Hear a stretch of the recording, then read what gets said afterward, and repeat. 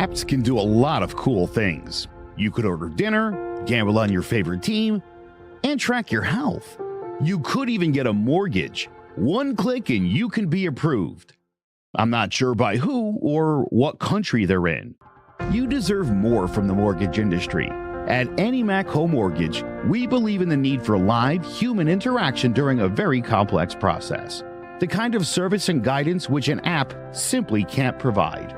Our customers are more than credit scores and income documents. They're individuals and families who live in and strengthen our communities. Their story is our story, and that story begins in a home. Chris Sawyer is an expert on providing superior customer service and in meeting the mortgage needs of current and future homebuyers. With over 18 years of experience in the industry, Chris is able to help customers migrate through the home buying and home financing process by using his wealth of knowledge as a well-qualified mortgage professional. And best of all, Chris is located in Cromwell, Connecticut, where he has helped hundreds of clients in Connecticut, Massachusetts, and Rhode Island make their dreams of home ownership a reality.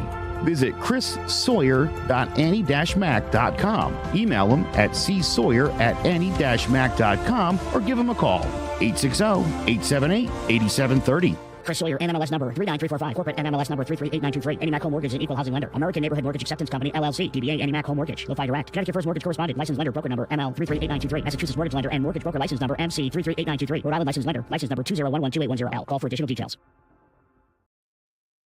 Welcome to Sports Talk with RNJ. I'm Steve Resser along with Justin D'Onofrio. And we thought it was going to be a good night in the Bronx early on. You know, you had Judge hitting that historic home run passing Yogi Berra, had Bellinger hitting a home run.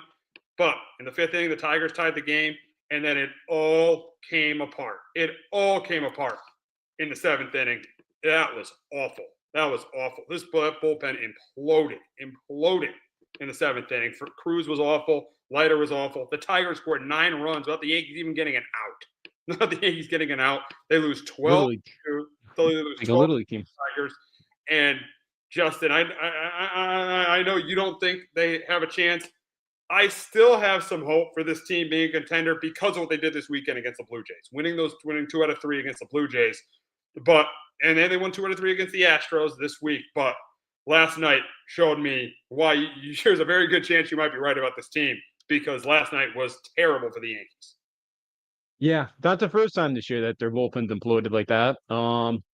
Cruz doesn't have it pretty much from the moment he throws his pitch. Why does Boone keep him in there as long as he did? I don't get it. Yeah. So I have changed my tune a little bit on this team. And it's not because of the way they're playing. It's more because of the rest of the American League. Like, yeah, them and the Red Sox might be the 2 best teams in the American League. But what the Yankees do is so self-inflicted wounds, like last night, that they're the reason why they will not make a World Series, because of themselves. Because they don't – it's something I've harped on so much, because they don't care about the little things. You still have Anthony Volpe in your lineup every night, and then you have outings like your bullpen and Aaron Boone having no idea when he should pull when he should, go make another move in the bullpen. Because he has zero feel for a baseball game, and he ain't a good leader. So, I've changed my tune, but it's mostly because the American League right now is just tripping all over themselves. And the thing about Volpe last night, when they had that pop up right behind him, you knew that ball was falling in. You knew that ball was falling in last night. You knew it was falling. You knew he wasn't catching it. Yeah. Oh yeah, you just knew it. That his bunt attempt, why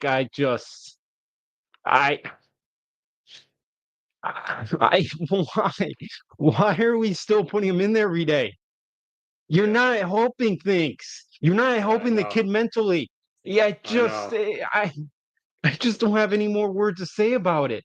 This is the reason why. Him and McMahon at the 8-9 spot the last couple of nights. I think they're 0-12 with 11 strikeouts. They ain't gonna get it done, and they don't have great at bats. Like McMahon last night. Is he up 3-0, 2-0 in that at bat when he struck out? He starts swinging. Yeah. I love his defense, McMahon, but his at bats at times just drive me insane with Volpe. So yeah, it's very frustrating. That's why that's why I've changed my tune. But I still don't think they're going to get out, because they will beat themselves. Yeah, it just seems like it. Beating themselves, Boone not taking guys out. Now, this weekend gave you optimism. They won those 2 games against Toronto. You know, they won those 2 games against the Blue Jays, which they struggled against the Blue Jays, you know, in the middle of the season. So they won those 2 games. They're only 2 games out. But here's the thing with the Red Sox already picked up a game and a half on them because they won on on Monday and they won last night. So yeah, the Yankees, I knew this 12-game stretch was going to be crucial. Now they're 4-3 in this stretch. So they haven't played that poorly in this stretch, but they have games like they did against the Astros. Like I texted you after that game on last Wednesday where the bullpen implodes. Yep. And they have games last night where the bullpen implodes. Yeah, that's the issue. And, and Boone just doesn't – when relievers don't have it, you can tell pretty early on when they don't have it for the most part. Boone never figures that out. Boone always kind of sits there and hopes that they can get out of danger. Doesn't always work like that, Aaron. And that's what drives me crazy about him. Is he waits too long. And yeah, the bullpen blowing up last Wednesday. Like it's gonna happen because the playoffs, you're not facing the White Sox and Nationals every night. You're facing a Boston. You're facing a good Detroit lineup. You're facing the Astros. You're facing good teams that will make you pay and that actually have good at bats. Not like you guys where you swing at 3-0 pitches and it just so yeah, that's why you buying a little bit on the team, but like they'll just beat themselves. So yeah, the bullpen's kind of been an issue most of the year, and it's tough that you got Ryan Yarbrough back because at least he can give you some innings out of that bullpen. When the starters have it one night, so that helps. But yeah, it's just kind of tough to trust a lot of these guys in the bullpen. Yeah, it is. I mean, I like Ben Yard. I think he's pitched well, but the rest of the guys, Duvall, he hasn't pitched that well. Yeah. You saw Leiter last year. He was terrible. So was Cruz. So yeah, this bullpen is very shaky. The rotation, I think it's been better of late, but it still has its question marks. And the offense, there's just question marks everywhere. I think the offense is the strength of the team, but there's question marks everywhere, and that's why they got to show me this week. They got to at least take 2 out of 3 against the Tigers or Red Sox for me to say that they're a World Series contender. I'll have my final answer after next week. They got to take. To me, it was 7-5. 7-5 was the demarcation mark. It was the demarcation point. Winning 3 out of these 4 series. To me, they got to beat the Tigers or the Red Sox in one of these 2 series for me to say they're a World Series contender. Yeah, for me, they got to go 5-0. The rest of the way here. They got to go 9-3. 5-0. 5-0. Wow. I said 9-3. They had to go 9-3 in this stretch. 9-3. I said 7-5 because I think these teams are still good teams, and they would have a winning record against them at the right time. So I would say 7-5. But you're going 9-3. They are, but like for me to even believe that they could beat the Red Sox once, they have to like sweep them this week because they've owned you. Like that 4th game a couple weeks ago does nothing for me. So, I have to see it, even though like I think they could be the best team in the American League. But again, I've said it a couple of times. They just beat them. They'll beat themselves. So yeah, they gotta take the next 2 out of 3 from Detroit. Yeah, even if they went 2 out of 3 against Boston, it's a nice start against Boston because you've not played well against them the last couple of years. So it'd be nice to go into Fenway and show some fight and show some guts. But again, like things like last night, when things go south quickly, this team does not. They're mentally weak. Like they don't fight. There's no fight in this team at times, and that's what also drives me crazy. And that's also, and when things get tough, it's like we should start feeling sorry for them. No, you're the New York Yankees. Nobody ever is going to feel sorry for you. You're always going to be the hunted. You're never going to be the hunter. So, yeah, they got to play well these next like 5 games. But for me, let's say go undefeated. I'm kind of been out on this team. And you talk about fight with this team, and honestly, I did think they showed that they showed some fight in the game last Wednesday when they got down 8-4, and they came back and made it 8-7, had the home run by Cody Bellinger. So I did think they showed some fight there. But last night they didn't show fight. Once they got behind, they completely fell apart. Yeah, it was like watching a Little League team out there. It was like watching the 5th inning in Game 5 of the World Series. It's just, it's just when one thing goes wrong, a million things goes wrong, and it's seriously like watching a Little League team play baseball. When one thing goes wrong, the whole thing falls apart. And it's the New York Yankees. This should not be an issue, but again, they don't care about the little things. They don't care about stuff like that. They just think they'll slug their way to a World Series. You haven't done it in 15 years, guys. Get something new. Yeah. I mean, if they say they get bounced, because I think they're going to make the playoffs. But they get bounced to the Red Sox or the Blue Jays in round one. That definitely could be motivation. That could be motivation for change. But I do think Boone. I think the World Series appearance last year bought Boone one more year. Yeah, which is very unfortunate. It is because I can't do it anymore with Aaron Boone, and yeah, it probably did because I don't think Steinbrenner's not going to pay him not to like. Usually Steinbrenner doesn't do things like that. At least Hal does. We obviously know George did not care, but Hal, so yeah, I don't think Hal's going to fire him. But yeah, that's like even like Cashman hasn't been great over the last couple years. Like remember when they missed the playoff a couple years ago, 2023, they're gonna have an audit about how they do things. Whatever happened to that? I was thinking about that the other day. Yeah. We never got the results of that. You know what the audit was? Getting Juan Soto. That's pretty much it. Well, right. That was pretty much it. It was to get Juan Soto, strengthen the lineup, and get to a World Series. That's what it was. Yeah. But then not resign. Yeah, it did work, and then not it did work for the season. Yeah. Which I don't blame the Yankees. I don't blame them. Hal went to 750. I can't get mad at him for that. But yeah. So I just, Boone probably in one more year. But again, I just don't. Like, it's tough to say they're not a World Series contender because like they probably are the best team in the American League when things are going right. But it's just when the things go bad, it goes bad. So I've noticed that a couple of times, but it just teams are so conflicting. Because they can mash their way, but when other things aren't, but like they don't do anything else well. Yeah, I know. Exactly. So, yeah, for me this week, this 12-game stretch has been big for me. They're in the middle of it, so the jury's still out on me. But I'll have my final answer by next week if I'm in on them or out on them. I'll know by Sunday. I'll know by Sunday if I'm in on the Yankees or I'm out on the Yankees going forward. Even though they're going to make the playoffs, let's be honest, they're going to make the playoffs. But I'll know by Sunday if I am in or out on the Yankees. But we talk about this week, and there's two more games in the series against the Tigers. And tonight, you got Flaherty against Rondon, and then you got Schlittler against the Tigers. Or they haven't announced a starter for Thursday. But I from the way last night went and the way they played against the Tigers this year, unfortunately, I got to say it. I think they're going to lose 2 out of 3 here. I think they're going to win one of these 2 games. I think tonight's probably going to be it because Rondon's pitching, but I think they ultimately lose 2 out of 3. Yeah, I'm with you. I think they split these next 2, lose 2 out of 3. I think they gave I'm hoping Cam Schlittler has a better outing. Because he's pitched well. I know he's going tomorrow. So, but yeah, Rondon pitched well the other night. I think they get it done against Flaherty, who has not pitched great this year. So I know they haven't been great against Flaherty over the years. So, but I do think they get tonight and then lose tomorrow. Some Tiger guy's probably going to sounds like be like a bullpen or a bulk guy for sounds like. So Yankees probably won't touch whoever that is because that usually seems like what the Yankees philosophy. They just bullpen. But so I'd take Tiger, take 2 out of 3 this week. Yeah, we'll see. Big.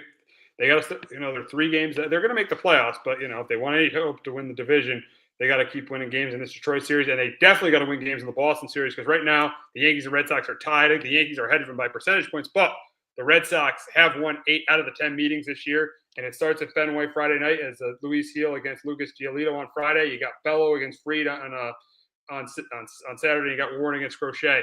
And I hate to say this. I hate to say it. I think the Sox are going to take 2 out of 3.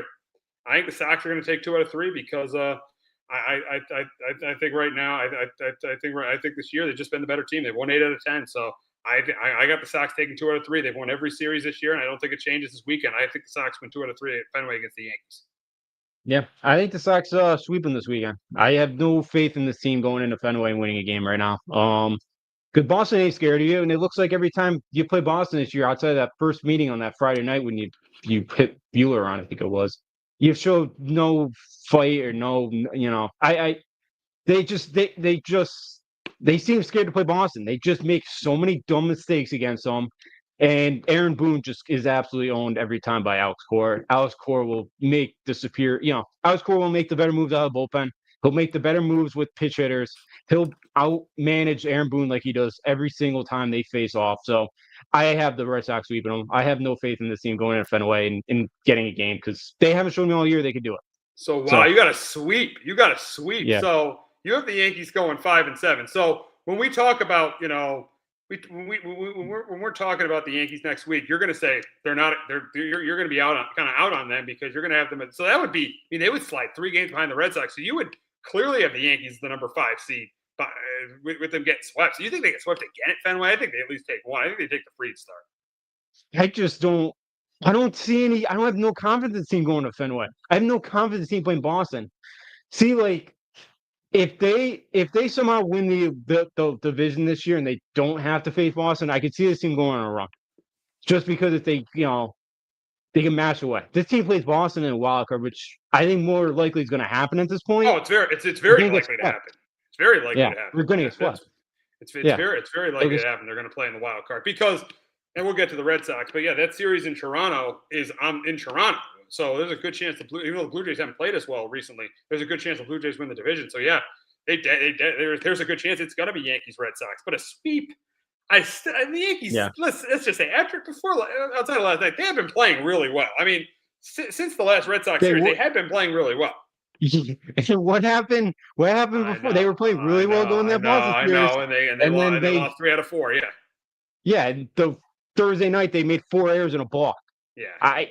It's just the same dumb mistakes. We'll see Volpe in the lineup for 4 days. Nothing will change. So why? I don't have no confidence in the team going to Fenway because they haven't given me any confidence they could beat Boston this year. So why? So I have no confidence in the team going in there. It's not like we have a great manager that's going to figure it out and light a fire under the team going to Boston. So I can't be confident. I can't be confident of this team going to Fenway. I just can't. Yeah, it is. I get it. They got swept. They got swept in June, and I think they lose the series. But I just don't think they get swept. I think they, especially with Roman Anthony out, I think they pick up a game. But you're right. They've struggled so much against the Red Sox, and if they lose another series, it's a very good chance they'll be playing that wild card series at Fenway like they did in 2021. Yeah, and it'll be a very short playoff. Another short playoff experiment or series going up against Boston because that won't go more than 2 games. I'm so out on the team going to Fenway. They just seem to crumble. So team to crumble play Boston. So yeah, they got to find a way to win the division, but I don't think it's going to happen. Even Bo Bichette being out kind of could directly help the Yankees and Sox to pass Toronto, but it's going to help Boston. I don't think it's going to help New York very much. Yeah, we'll see. And now talking a little bit about the Red Sox right now, they got a couple games with the A's. They still got a couple games. They got a game with the A's and before the Yankees series, and then 3 more with the A's and the Rays. Do you think what are their chances of them winning the division? I don't think they're still not. I think they have a chance, but I think that series in Toronto, being in Toronto, is going to make the difference, and that's why I think they come in second. I think it ends up being Blue Jays, Red Sox, Yankees in the AL East. Yeah, I agree with you. I think they go because by the time they go to Toronto too, it doesn't sound like Bo Bichette's IL stint's gonna be very long, so I assume he's gonna be back for that series too, which is gonna help the Blue Jays, and he's done really well over his career against the Red Sox. So that'll be a difference there. So yeah, they should take at least 2 out of 3 next week against the A's. I know the Rays are playing a little bit better, but they should take 2 out of 3 there. And now Detroit's gonna have everything wrapped up, so they're probably just setting the bull, or actually, yeah, because they'll have first.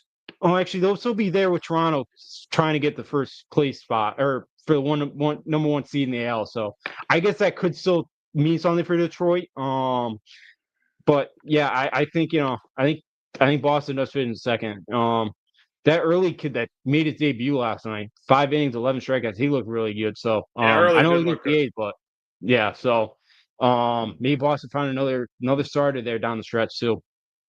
And a little inconsistent to the Red Sox. They lost 2 out of 3 to Arizona, so I'm not totally sold that they'll win. They're not totally sold that they could win the division, but they have a chance. They have a chance. But as I said, it's going to be a very good. No matter what happens this weekend between the Yankees and Red Sox, there's a very good chance that's going to be the series in the wild card round. Yeah, absolutely. There's gonna be some good ones in baseball. You got Dodgers or Padres. Dodgers and Padres are neck and neck. They're neck and neck out west. Mariners and Astros are neck and neck.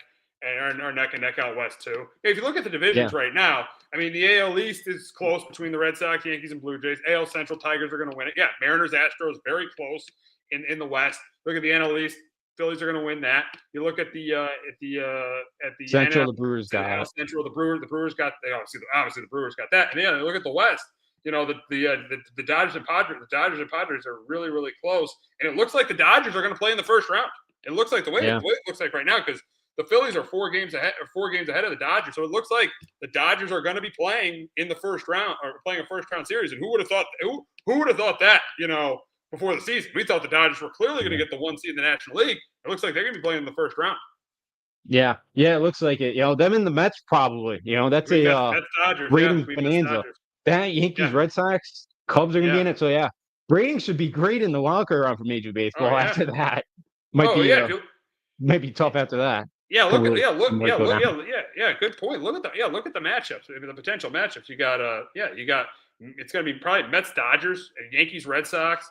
I think the Cubs is the 4th. It'll be probably Cubs, Padres. So you have the Cubs in it. Yeah, I mean, so ratings are going to be. Yeah, the ratings are that's going to be good for baseball. Those opening series, and with them being short series, that's going to be really, really good for baseball. So yeah, it's definitely going to be fun. The pennant races are definitely going to be fun, and we'll definitely be talking about them here, you know, coming up. So yeah, I mean, the pennant races are definitely going to be fun. So so it should be a really fun month of September with the Yankees, with the Yanks and Sox, and all around baseball. But we got a big matchup in the SEC this weekend in Knoxville. But before we talk about that, we are going to hear from our friends at JPEG Financial and Shamrock Home Inspections. Do you have a 401k and some savings for future retirement, but don't even know if it's enough to live off of? How much is enough? How often are you thinking about it? The team at JPEG's Financial Group can help set your mind at ease. We specialize in creating strategies in the planning and managing of your financial, educational, and investment needs. We help clients pursue their investment goals with sound financial strategies. You deserve a personal, tailored plan. Lasting, meaningful, and open relationships are the foundation of our practice. You've worked hard for your money and should feel confident in your investment choices as you make decisions for your financial future. Your goals are our goals. We are dedicated to your needs and hopes for your future. Visit our website and give us a call at 860-430-5397. Securities offered through Raymond James Financial Services, Inc., member FINRA, SIPC. Investment advisory services offered through Raymond James Financial Services Advisors, Inc. JPEX Financial Group, LLC is not a registered broker-dealer and is independent of Raymond James Financial Services. JPEX Financial Group is located at 78 Eastern Boulevard, Glastonbury, Connecticut. There's no bigger investment than home ownership. And to make sure the house is up to your standards, you need a professional to look it over. Brian Flanagan from Shamrock Home Inspections is a licensed home inspector and a member of the Connecticut Association of Home Inspectors. Brian was a contractor for over 15 years, so he knows how homes should be constructed and how mechanicals should work. What makes me a good home inspector was the 20 years that I was a home improvement person, doing all the different repairs that I have done and what other people have done wrong that I had to go out and fix. So I have a pretty quick eye on seeing what's right and what's wrong. Before you move, call Shamrock Home Inspections. Before you make the biggest investment of your life, call Brian Flanagan from Shamrock Home Inspections at 860-268-2566 or visit shamrockhomeinspectionct.com. All righty, so we got a pretty big week in college football, a couple big matchups in the SEC, and it starts in Knoxville as Georgia takes on Tennessee, two 2-0 teams here, and I think this game is going to be, close and competitive. I think it is. It's going to be close and competitive. But Tennessee, they usually struggle against Georgia, and I don't think it's going to be any different this week. I think it's going to the atmosphere is going to be great in Knoxville. But I think that I'm going to take the team. I know it's Gunnar Stockton. It's hard to call Gunnar Stockton a better quarterback because he's inexperienced. But I'm going to take the team with the better quarterback and the better coach. I think Georgia runs the football well. I think this game comes down to the end, but I think Aguilar will turn right at the end of the game. I'm going to go with Kirby here. I'm going to go with Kirby here to 3-0. I got Georgia beating Tennessee 27-20, but Justin, can the Vols get to 3-0 and hand Georgia their first loss? No, I got the Bulldogs in this one too here. I got them 20-21. Tennessee is expected to miss both their starting cornerbacks. I know one of them that's going to be replaced is going to be a true freshman. So, going to be tough. Zachariah Branch, the Georgia wide receiver coming over from USC, is very explosive, one of the fastest guys in the sport. I know Georgia likes a new wide receiver room. We're gonna really find out this week. Because Georgia treats like the Austin Peas and the Moss 2 games that they played all right. They treat them as preseason, so it's tough to really learn a lot about Georgia here. And Joey Aguilar, the App State UCLA transfer, his dad was already thanking UCLA that they've won the trade. I know UCLA is very bad, but might not want to open your mouth so quickly because Yeah, this exactly. Georgia defense, is I think getting after Joey Aguilar, and he's somebody too that's been turnover prone too in his past. So I think the pressure could get to him this week, and I do think Georgia takes care of business. They've done, as you met, they've done pretty well against the Tennessee offense. They're not as vertical, I don't think, this year the Vols are, but Georgia's done a really good job the last couple of years against the veer and shoot offense. Yeah, I mean, this is a game I feel like Georgia, and they've had success against Tennessee. They beat them last year. They've had success. They've had success in the past against Tennessee. So yeah, I think that they'll run the football better. It's tough to go against Kirby Smart and Josh Heupel. I got to go Kirby Smart. Yeah, Heupel's done a nice shot at Tennessee, but yeah, but yeah, Kirby's been a tough matchup for him. He's not getting over the hump, and yeah, Kirby's done a really nice job. I think their defense is phenomenal again, and we'll learn a lot about Gunnar Stockton this week. I think Tennessee's defense is really good, and we're going to learn a lot. So, a lot from both these teams. We haven't really learned a ton because Syracuse ain't good. That was Tennessee who they played week 1. So we're gonna, I think we're gonna learn a lot of teams on Saturday because now teams are actually starting to face some real competition. Exactly. And you talked about learning a lot about teams, and we did learn a little bit about Notre Dame on opening night as they lost to Miami. But we got Notre Dame hosting Texas A&M, and we as we remember, last year on opening night, Notre Dame got this win over Texas A&M, and I think this is going to be a close, competitive game. I'm going to take the team with a better coach, with Marcus Freeman. I think the team that's going to run the ball better with Jeremiah Love and Notre Dame, and I think that C.J. Carr is going to make less mistakes than Marcel Reed. And I'm going to go Notre Dame here. I think it's going to be a close one. I'm going Notre Dame 24-17 over Texas A&M. But Justin, can Marcel Reed and Mike Elko lead the Aggies to an upset and hand Marcus Freeman their second loss of the season, pretty much knock them out of the college football playoffs? No, I got the Irish as well here, 27-23. I thought C.J. Carr played pretty well, especially in the second half against Miami. Notre Dame didn't run the ball well at all, but I really think Miami's very improved in the trenches this year. And A&M's given up some yards on the ground this year. So I think Price and Love are both got pretty good games on the ground. I think that's going to set up play action for C.J. Carr. Greathouse, the Notre Dame wide receiver, I think could have a pretty good day here. And I didn't think Notre Dame secondary played great against Miami. We're going to find out a lot of Marcel Reed if he's made a step forward here. But the thing is too is Notre Dame play a lot of zone coverage because Reed is really good at running the ball too. I do think Notre Dame finds a way coming off a bye here to get this game at home. Yeah, I think they do too. I mean, I just can't see Marcus Freeman being knocked out this early. And he's too good of a coach to be knocked out this early. And he beat Texas A&M in Texas A&M last year. So yeah, I just don't see Marcus Freeman losing a game like this. I think Notre Dame. Yeah, it was a rough opening game against Miami, but I think they win here. Yeah, I'm with you. I think so too. I think coming off getting the bye there week 2. Yeah, this is a huge one because I think Notre Dame could go 10-2. I don't know if 10-2 Notre Dame is going to be left off the table, but Notre Dame just had to win one of these 2 games to pretty much clinch themselves a playoff berth. So yeah, I think they get this one done. I think Freeman's got these guys fired up, ready to go, and I think that place will be rocking Saturday night. All right, we got a big matchup in Baton Rouge. Not as big of a matchup because Florida lost last week as as number 3 LSU takes on Florida. DJ Lagway against Garrett Nussmeier. A good quarterback matchup here. But I'm going to take the team. I'm going to take Nussmeier here. I think Nussmeier has a really good game, and I think Lagway plays pretty well. But I'm going to take Brian Kelly's team here. I got him winning it by double digits. I got Brian Kelly's team winning the game 31-20 over Florida. But Justin, can Florida bounce back this week and get Billy Napier back in the fans' good graces and pull off a huge upset in Death Valley?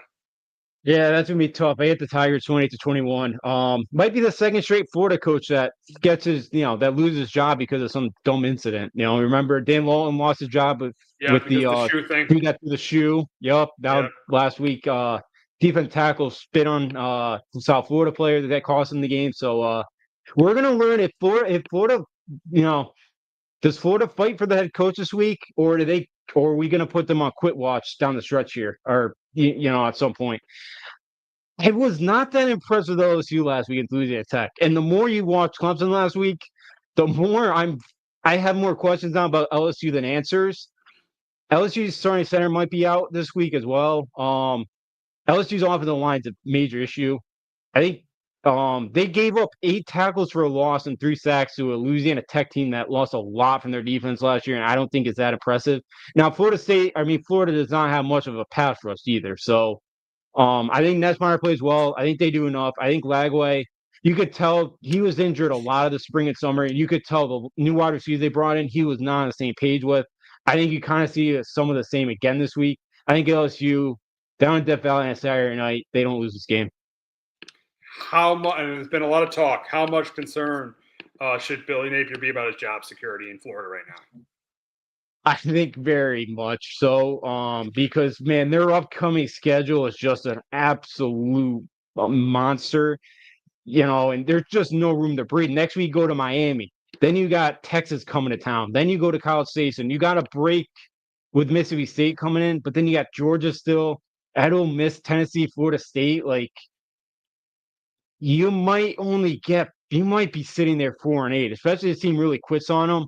I think their only saving grace is if DJ Lagway has an unbelievable season and they somehow go 6. But even if he plays unbelievable, it's gonna be tough for him at 6-6. You feel like. So I think he's a lot. I think losing Saturday pretty much did him in. I think it's all but over now, and it's just the time it's over. I don't think there's much he can do unless he somehow goes off a major run here and goes 9-3 against that schedule, which I think is impossible. Yeah, I agree. I think Billy Napier's days are numbered with the Gators. I would agree with you. I think his days are numbered with the Gators, and I think LSU wins this week, and Florida will drop 2-1-2. Now we got a Big Ten versus SEC matchup in Tuscaloosa, but we saw this matchup last year when it was at Wisconsin. That was much of a game. I think you got to expect the same thing in this spot. I think you got to expect the same thing in this spot. I think that Bama wins this one big. I think Dylan Sampson has a huge day in their defense, feasts on Wisconsin's offense. And I got Bama here big. I got Bama 34-10. But Justin, can Wisconsin pull off a huge upset at Bama? I just can't see it happening. No, I can't either. I got the tie 35-13. Wisconsin starting quarterback Billy Edwards did not play last week. He got banged up week 1. I assume he's going to go this week, but man, Wisconsin, they're trying to go back to more of a power running game scheme, and it hasn't really panned out for them. And I know Bama's defense is nothing to write home about. But I don't think they're gonna get much done. They struggled against Miami, Ohio week 1, and Rutgers, kind of went up and down the field against them last week. So that's not a great, that's not a great time for Wisconsin. I think Ty Simpson plays well. They took it out on poor Monroe last week, 73-0. I think you get a Bama team that plays well. Maybe Wisconsin defense keeps it closer half, but I think Bama runs away in the second half. Yeah, I definitely can see that. I definitely can see that happening. Now we got an interesting matchup in Atlanta between Clemson and Georgia Tech. This is a very interesting game. You got Haynes King against Cade Klubnik, and Cade Klubnik has struggled at the beginning of the season. He struggled, and I think those struggles continue a little bit. I do think those struggles continue a little bit. And this is my one upset of the week. I think Haynes King outplays him. And you've seen Georgia Tech pull upsets. They beat Miami last year. I think they pull another. I think Haynes King outplays Cade Klubnik. And I got the Yellow Jackets pulling the upset at home against Clemson. I got the Yellow Jackets winning this game 24-20. But, Justin, can Cade Klubnik start to show that he's a top pick in this draft and get Clemson a big road win in their ACC opener? I think they can. Haynes King is questionable. He did not play Saturday. Yeah. I think he's gonna play though. I think it's a little coach speak of they don't want to give it out, But I think he will go. But there is some doubt that he might not. I want to pick Georgia Tech. I think they can do it. I just don't think Georgia Tech's defense is any good, and I think Clemson's offense might look like somewhat of a, Clemson's offense might look somewhat decent in this game. Yeah, Clemson can't run the ball, but I think their defense is gonna keep them in it. I think there's another Clemson team that goes like 9-3 but not because of their offense, because of their defense. Clemson offensive line's still an issue too, but I just don't think Georgia Tech secondary is any good. I know Clemson's wide receivers are nothing to write home about, but I think this week Kate Klubnik find some open guys. Brett Key, since taking over the intern job in 2022, he's won 10 games an outright dog. So they do really good in this spot. They should have beat Georgia 2 on the road last year. They lost in 8 overtimes. I'm going to take Clemson to beat them 31-27, but I don't love it. And I wouldn't be shocked Georgia Tech does beat them outright. I just worry about their defense in this game. Yeah, it should be. This should be probably this is one of the best. It's really good noon game here. I mean, you got Georgia Tech and Clemson.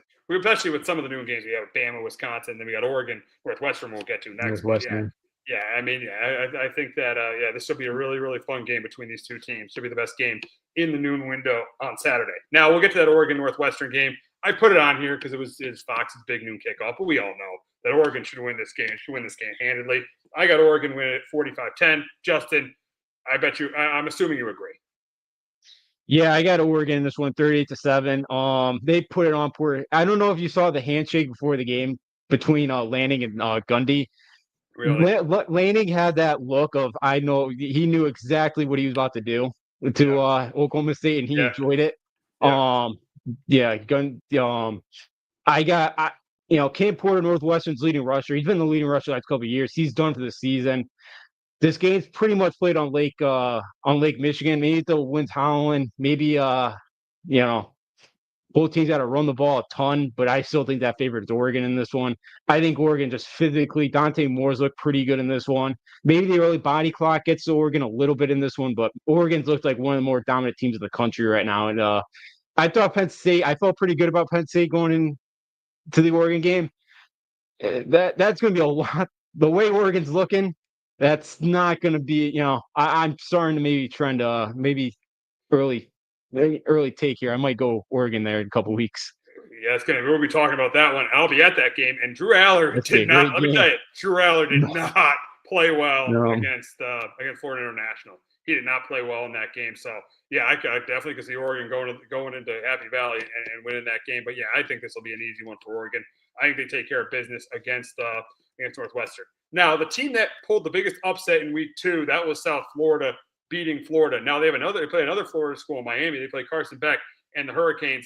And I think they stay in this game because I think this very easily could be the group. As a lot of people have said, this could be the group of 5 team that makes the playoffs. I mean, they beat up on Boise State, pulled a huge upset in the Swamp. Now, do they do it again? Can they do it again? Can they go to Miami and win this game? I think it's close and competitive. But at the end of the day, I got to go with the Hurricanes here. I got to go with the team with the better quarterback and Carson Beck. But Justin, could you see Mario Cristobal losing another game he could win and seeing South Florida pulling another major upset against an in-state team? I feel better about South Florida in this game, in Mario Cristobal if South Florida wasn't ranked, because I think being number 18 in the country, I think they're going to get Miami's attention this week, and I think that's going to help Cristobal and the team. I got the Hurricanes win this game 34-15. Ooh, wow. Byron Brown, South Florida quarterback, he's taken a lot of hits the first couple weeks here. Miami's defensive line is one of the better ones in the country. I think they're going to rush because they rushed 4 against Notre Dame and got home. They're going to rush 4 again. South Florida relies a ton on big plays. I think early on, if Brown's getting killed in this one, I wouldn't be shocked if South Florida just hands the ball off and just tries to get out of there without him getting killed, because he missed 8 games last year with a leg injury. In South Florida too, they won the American. They're in the college football playoff at this point. So for them, they've taken they're not going to punt on this game. But if they get down early, I could kind of see them just getting out of there without getting anybody really hurt. And I think Beck plays well. I don't love the South Florida. South Florida is going to bring pressure. I don't know if that's going to necessarily work in this game. So I got Miami taking. I think Miami kind of controls this one, and they win by a couple scores. We got a matchup of 2 undefeated teams in Oxford between Ole Miss and Arkansas. And I think it's a close competitive game, and I'm taking the better coach here. I'm going Lane Kiffin. He won last week close. He wins again this week close. I got Ole Miss 24-17 over Arkansas. But Justin, can Sam Pittman's squad get to 3-0? No, I got the Rebels. If Austin Simmons plays, he was banged up. He left the game last week. He's carried off the field. Lane Kiffin's ever going to give you anything. So If he plays, I think Ole Miss wins this game 38-28. If not, I could really see Arkansas win this game. Taylor Green, the Arkansas quarterback, he's looked pretty good so far. But they played Alabama A&M and who they play last? Arkansas State. Both teams are not very good. And I think Arkansas defense is a sieve. And I think Ole Miss could do whatever they want, especially if Simmons is in there. I don't know who would start this week. It should probably be the I know they had a kid coming from Oklahoma State, and I know they have another one that came transferring from like Minnesota Duluth or something, like a D2 school. I don't know which one of those two would start if it's not Austin Simmons. But anyways, I think Ole Miss offense is too explosive for Arkansas. I think they do keep it close, but Ole Miss, can they slow down the Arkansas running attack will be kind of thing to watch because I don't think Ole Miss defense is any good. But the game lane could lose, but I think they get out of there with a win. We'll wrap up with another SEC matchup as Diego Pavia and Vanderbilt take on Lenore Sellers and South Carolina. And both teams come into this one at 2-0. Both these teams come in at 2-0. I think for this game, it's going to be close and competitive. But I'm going to take the team with the better quarterback. I'm going Lenore Sellers in South Carolina, 31-24 over Vandy. But Justin, you saw Diego Pavia beat Alabama last year. Can he lead them to Vandy to another big upset win and get them to 3-0? Yeah, I got the Commodores in this one, 24-17. Oh, you're going Diego Pavia here. Yeah, I am. Because they both have a common opponent at Virginia Tech. Vandy went to Lane State. I know Lane State is not the same anymore because of how bad they've been over the years, but they went in there and manhandled them in the second half. South Carolina, a neutral site, did not look very impressive. It needed a big special teams touchdown to get that game. South Carolina State outgained South Carolina last week. They had 2 special teams touchdowns and a scoop and score. South Carolina State's a good MEAC team that probably will finish in second, but that's not a great team. Lenore Sellers has not taken the next step. He's an unbelievable runner. But, scouts had him going to the top 5 in the mock draft. I didn't understand it. I guess the potential's there, but we haven't seen it. I don't get South Carolina being 11th right now. Vandy should be ranked. Diego Pavia, he's looked even better this year because of his arm. He's kind of, I think they outplay him. I think Vandy's better in the trenches. If Vandy takes care of business with the special teams, because that's where South Carolina really, South Carolina's great in those areas. He's like his father, Shane, South Carolina head coach. And South Carolina's corners are banged up too. Not sure if they're going to play or not. That's another thing. And South Carolina, outside of Nick Harbor, the number 1 wide receiver, there's not much else of that offense. So I'm going to take Vandy. I don't love South Carolina. I wasn't that high on them going into the year. I'm going to take Vandy with the upset win. Wow, going with Vandy to upset South Carolina. Wow, you got Diego Pavia pulling the upset in Columbia, South Carolina on Saturday night. But that's going to wrap up this is going to wrap it up for this week on Sports Talk with R&J. For Steve Risser, I'm Justin D'Onofrio. We'll be back next week. We're talking about Week 3 of the NFL season, the Yankees and Red Sox, and Week 4 of the college football season. Have a great weekend, everyone. Hello, my name is Joe Aguirre. I'm the president of Clovercrest Media Group. And here at CMG, we have a wide variety of podcasts, including sports shows like Keys to the City, The Roll Call, Throwing Jabs, All 4 Downs, and Jawing About the G-Men. And great true crime shows like Sticky Week, Crimes and Consequences, Ivy League Murders, and Bird, the unsolved murder of David Eichmann. You can find all these podcasts and so much more by visiting clovercrestmedia.com.